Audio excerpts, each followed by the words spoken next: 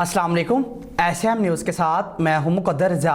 SM news studio में खुशामदीद। खबरों का सिलसिला बढ़ाते हुए खबर शुरू करते हैं कराची से।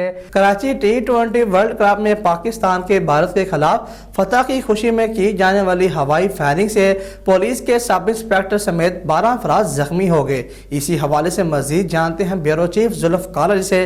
जी जुल्फ़कार, आगाह कीजिएगा इस हवाले से।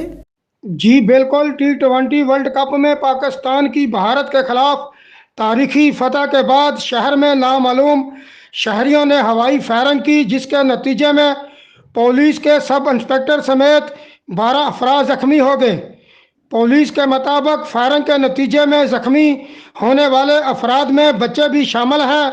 पुलिस का बताना है कि फायरिंग के वाक़यात Sachal Goth, Orangi town, New Karachi, Nazimabad, Samanabad, Gulshan Iqbal, model colony और स्टेडियम रोड पर पेश आए हैं। जी बहुत शुक्रिया जुल्फ़कार तफसीलात से आगाह करने के लिए। अब तक के लिए इतना ही। मज़ीद खबरों के लिए देखते रहिए एसएम न्यूज़।